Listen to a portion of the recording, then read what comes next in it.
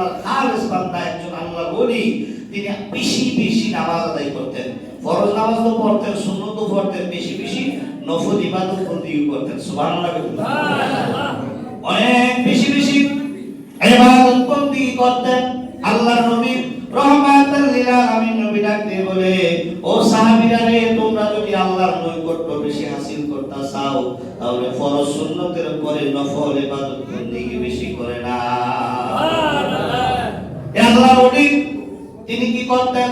বেশি বেশি নামাজ আদায় করতেন, সদা সর্বদা নামাজ আদায় করতেন।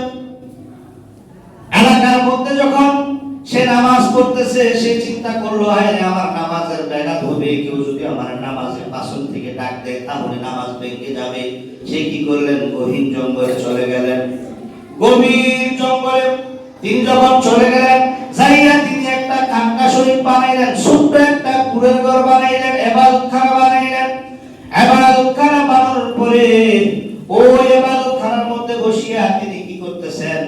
ইবাদত বন্দেগীতে মশগুল, নামাজরত অবস্থায়। হায় রে, এমন আল্লাহর দেনে তিনি পড়ে গেলেন। নামাজ, শুধু নামাজ আর নামাজ, আর কোনো চিন্তা ভাবনা তার নাই, খানা জমির চিন্তা নাই। ঘর বাড়ি ছাড়িয়া তিনি যখন কি করলেন? ওই জঙ্গলের ভিতরে ছোট একটা ঘর বানাইয়া ওই ঘরের মধ্যে নামাজ আদায় করে, ওই আল্লাহর ওলির নাম হচ্ছে আল্লাহর ওলি জুরাইস। সুবহানাল্লাহ। আল্লাহর ওলির নাম কি? জুরাইস। আল্লাহর ওলি জুরাইস নামাজ পড়ে আর আল্লাহকে ডাকে।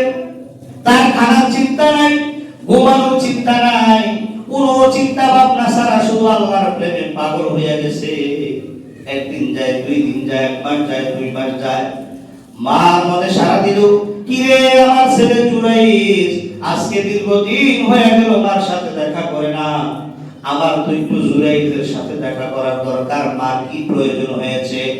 মা দৌড়াইয়া গেলেন, খুঁজতে খুঁজতে খবর নিয়ে জানলেন ওই আল্লাহর ওলি জুরাইস আছে জঙ্গলের ভিতরে একটা ঘর বানাইয়া ওই ঘরের মধ্যে ইবাদত করে। মা গেলেন, যাইয়া ডাক দিলেন, ও জুরাইস, বাবা জুরাইস রে, আমার তোমাকে প্রয়োজন, একটু আমার কথা শুনবানি।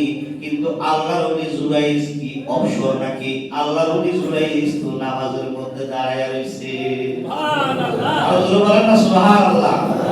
আল্লাহর ওলি জুরাইস আল্লাহর প্রেমে এত মশগুল ছিল, এত পাগল ছিল, সদা সর্বদা শুধু নফল ইবাদত বন্দেগী করত, নামাজ পড়তো, তার নামাজ ছাড়া আর কোনো গতি নাই। সে নামাজের এত পাগল হয়ে গেছে, আল্লাহর সিজদা এত পাগল হয়ে গেছে, শুধু নামাজে থাকতো।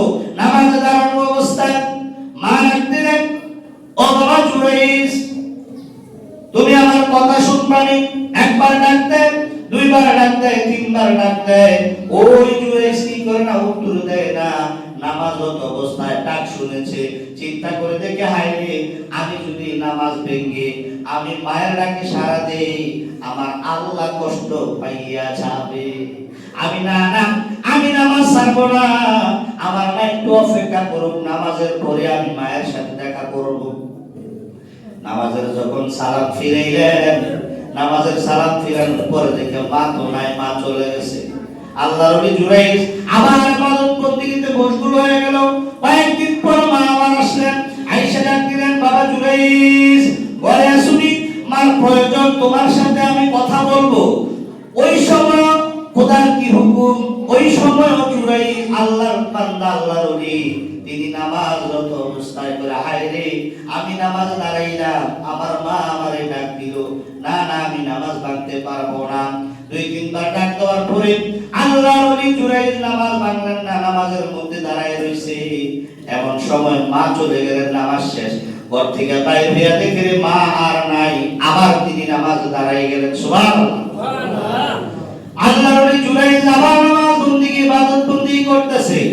তৃতীয় দিন আবার মা আসলেন, ডাক দিলেন, জুরাইস, ঘরে আসুনি। ও জুরাইস, আমার মায়ের প্রয়োজন, তুমি আমার কাছে আসো, আমি একটু তোমার সাথে কথা বলবো। তখন ওই আল্লাহর ওলি জুরাইস নামাজের মধ্যে দাঁড়ায় রইছে, নামাজ ভাঙে না। হায় রে, নামাজ ভাঙলে আল্লাহর সাথে বেয়াদবি হবে, সে নামাজ ভাঙে না। ঠিক আছে, আমি সালামটা ফিরে করবো, মায়ের সাথে দেখা করব। কিন্তু এদিন মায়ের মনে খুব কষ্ট হয়ে গেল।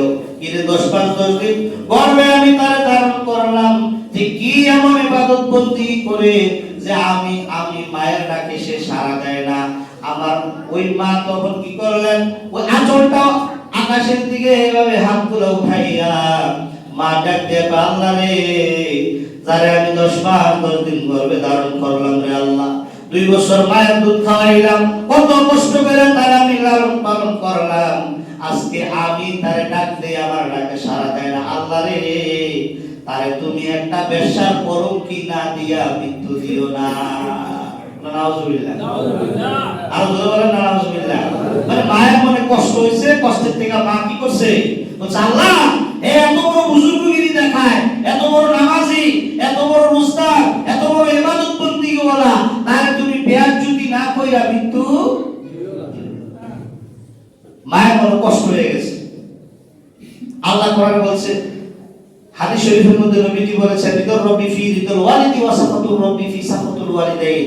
পিতামাতার সন্তুষ্টি আল্লাহ তাআলার সন্তুষ্টি, পিতামাতার অসন্তুষ্টি আল্লাহ তাআলার অসন্তুষ্টি। আল্লাহর অনেক উচিত ছিল নামাজ ছেড়ে দিয়ে হলো মায়ের ডাকে সাড়া দেওয়া, কিন্তু সে দেয় নাই।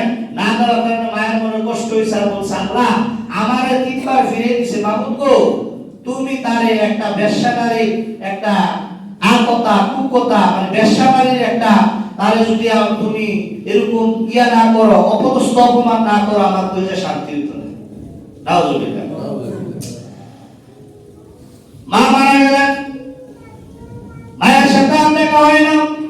কয়েক বছর পরে জুরাইজ ইবাদত বন্দেগী করতেছে, এলাকার মধ্যে প্রসিদ্ধ হয়ে গেল যে এমন একজন আল্লাহর ওলি আছে, ওই জঙ্গলের ভিতরে শুধু নামাজ করে আল্লাহর ইবাদত বন্দেগী করে, সব জায়গায় খবর হয়ে গেল একজন ভালো আল্লাহর ওলি ওই জঙ্গলে আছে, এরকম খবর হয়ে গেল। কিন্তু হঠাৎ করে একটা মহিলা, বেগানা নারী, তার এমন ভাবে কামবাপ তৈরি হয়েছে, সে কি করবে, সে তার আজকে রাতে এমন ভাবে একটা তার যৌন উত্তেজনা শুরু হয়েছে, কোনো না কোনো পুরুষের সাথে সে কি করতে হবে, মেলামেশা করতে হবে, এমন একটা অবস্থা তৈরি হয়ে গেছে। ওই নারী আসলেন জঙ্গলের ভিতরে, আয়েশা থেকে আল্লাহর ওলি জুরাইজ নামাজ পড়ে, আল্লাহর ওলি জুরাইজের ডাক দিলে, জুরাইজ আমি তো জানি তুমি সমাজের অনেক ভালো মানুষ, সব সময় নামাজ পড়ো, কিন্তু তুমি আমার সাথে প্রেমের খেলা খেলবানি, আমার সাথে শারীরিক সম্পর্ক করবানি, এখানে কেউ নাই, যদি তুমি আমার সাথে শারীরিক সম্পর্ক করো কেউ দেখবে না, আমি কাউকে বলবো না। বলেন না নাউজুবিল্লাহ। আল্লাহর ওলি জুরাইজ এই কথা শোনার পরে তিনি বললেন যে না না বেগানা নারী তুমি চলে যাও, আমি আল্লাহর নামাজরত অবস্থায় আছি, ইবাদত বন্দেগী অবস্থায় আছি, আমি তোমার সাথে খারাপ কাজ করতে পারবো না। ওই নারী এখান থেকে চলে গেলেন। যাওয়ার পরে কিছু দূর গেলেন, যাওয়ার পর দেখলেন একজন রাখাল, ওই রাখালকে যখন প্রস্তাব দিলেন, রাখাল রে তুমি আমার সাথে শারীরিক মেলামেশা করবানি, রাখাল বলে আইরে এত সুন্দরী রূপসী একটা নারী পাইলাম, জীবনে তো এরকম নারী বিয়েও করতে পারবো না, ঠিক আছে আমি রাজি। তারা দুইজন কি করলেন, রাত্রে বেলা তারা খারাপ কাজে লিপ্ত হয়ে গেলেন। খারাপ কাজে লিপ্ত হওয়ার পরে এর ভিতরে আল্লাহ তাআলা ওই মহিলার পেটের মধ্যে একটা বাচ্চা দিয়ে দিয়েছে। সুবহানাল্লাহ। একদিনের সম্পর্ক কি করে দিয়েছে, পেটের মধ্যে বাচ্চা দিয়ে দিয়েছে। এখন সমাজের মধ্যে যখন পেট বড় হইছে, সমাজের মধ্যে কানা ঘোষা শুরু হইছে, কি রে অমুকের মাইয়া বিয়ে শাদী হইল না, পেটের মধ্যে বাচ্চা, এই মাইয়ারে ধরছে, এই মহিলা বলো তুমি কার সাথে খারাপ কাজ করছো, যে খারাপ কাজের কারণে এখন তোমার গর্ভের মধ্যে বাচ্চা হয়েছে, কার সাথে তুমি খারাপ কাজ করছো। এখন ওই মহিলা চিন্তা ভাবনা করে বললো যে যেহেতু জঙ্গলের মধ্যে জুরাইজ আছে, জুরাইজের নামটা কয়ে দিই। নাউজুবিল্লাহ কথা না, এরকম সমাজে মহিলা আছে না, কাম করে একজনের লোকে দোষ দেয় আর একজনে আসেনি, এই জুরাইজের নাম কয়ে দিছি। বাহারে তোমরা মনে করছো যে আল্লাহর ওলি ওই যে জঙ্গলের ভিতরে আল্লাহ মিলা করে, না না, এ তো বন্ধ, হে আমার সাথে আকাম করার কারণে আমার গর্ভে বাচ্চা হয়েছে। এখন সমাজবাসী এলাকাবাসী সবাই কাফা, কি সারা জীবন জানিয়ে বিশ্বাস, সারা জীবন জানিয়ে হলো আল্লাহর ওলি বুজুর্গ ব্যক্তি, আজকে কেন কোন কারণে সে নিশিরাইতে বুঝি এই খারাপ কাজ করে, আর দিনের বেলা আল্লাহ বিল্লাহ করে। চলো গ্রামবাসী সকলে লাঠি সোটা নিয়া দৌড়ে যাইয়া তার এই কুরের যে ঘরটা আছে, যে খাক্কা শরীফটা আছে, এই খাক্কারে ভাঙ্গা দিছে। নাউজুবিল্লাহ। খাক্কারে ভাঙ্গা দিছেন, খানকালে ভাঙ্গা দেওয়ার পরে তারে এমন ভাবে পিটানো শুরু করছে, বলে বাবারে আপনারা আমারে মারেন কেন? কয় তুমি উমুকের মেয়ের সাথে খারাপ কাজ করছো। জুরাইজ বলে না না, খোদার কসম রে, আমি তো ওই মেয়ের সাথে খারাপ কাজ করি নাই, জিনা ব্যভিচার করি নাই। এই কথা শোনার পরে গ্রামবাসী বলে না, আমি নিজেই সাক্ষী দেয় তুমি নাকি খারাপ কাজ করছো। বলে ঠিক আছে, আবার একটু সময় দিবানি, যেই নামাজের কারণে আমি মায়ের ডাক শুনতে পারি নাই, যেই নামাজের কারণে আজকে বেজ্জতি হইলাম, আবার 2 রাকাত নামাজ পড়ার সুযোগ দিবানি। কয় ঠিক আছে পড়ো। নামাজে যাইয়া সিজদার মধ্যে পড়ে আল্লাহর কাছে বলো, আল্লাহ গো আমি কি অপরাধ করেছি? আমি তো জিনা করি নাই, কিন্তু জিনার অপরাধী এই সাজা কেন আমার উপরে? আল্লাহ এলহাম পাঠাই দিলেন, পাঠায় বললেন, ও জুরাইজ রে, তুই যে তোর মায়ের ডাকে সাড়া দিস নাই, তোর মা পাছন থেকে এভাবে অভিশাপ দিয়েছিল, একজন বেগানা নারীর অপমানে তুই অপমানিত হবি। ঠিক আছে, আমি আল্লাহ ওই মায়ের ডাকটাও কবুল করেছি। আজকে তুমি জুরাইজ আমার পায়ে পড়ে গেছো, আমার কাছে কান্নাকাটি করতেছো, আমি তোমার ডাকটাও কবুল করলাম। তবে তোমার আমি বইলা দেই, তুমি মাথা উঠাইয়া বলবা আমারে সময় দিতে হবে বাচ্চা ডেলিভারি পর্যন্ত। বাচ্চা যখন দুনিয়াতে আগমন করবে, ওই বাচ্চাই বইলা দিব বাচ্চার বাবাকে। সুবহানাল্লাহ। এই আল্লাহর ওলিদের ভ্যারাইটি পাওয়ার আসেনি? জোর আসেনি? ওই আল্লাহর ওলি জুরাইজ সিজদা থেকে উঠলেন, উঠে বললেন, এই গ্রামবাসীরা আমাকে সময় দেন, যতদিন পর্যন্ত এই মহিলার ঘরে বাচ্চা না হবে ততদিন পর্যন্ত আমারে কেউ মারিয়েন না। বাচ্চা হওয়ার পরে বাচ্চা বলে দিবে আমি জুরাইজ তার পিতা কে না অন্য কে পিতা। যখন বাচ্চা হইল, বাচ্চা হওয়ার পরে আল্লাহর ওলি জুরাইজের কাছে যখন আসলো, দেখে বাচ্চা তো কথা বলতে পারে না। আমাদের দেশের বাচ্চা একদিনে কথা বলার কোনো সুযোগ আছে?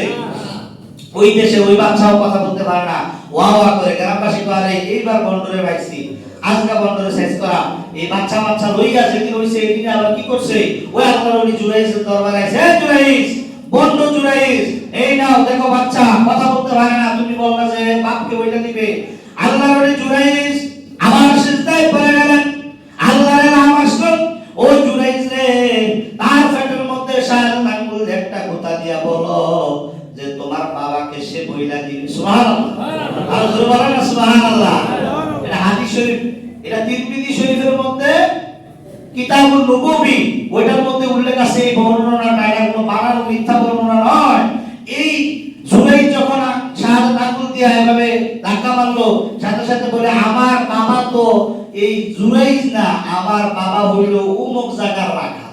সুবহানাল্লাহ। আর জোরে বলেন না সুবহানাল্লাহ। তারা জোরে গ্রামবাসী যারা ছিল এই গ্রামের দেখা তারা কি করছে? সকলেই কি করছে? ওনার কাছে বায়াত রাসূল গ্রহণ করেছে। তাইলে মায়া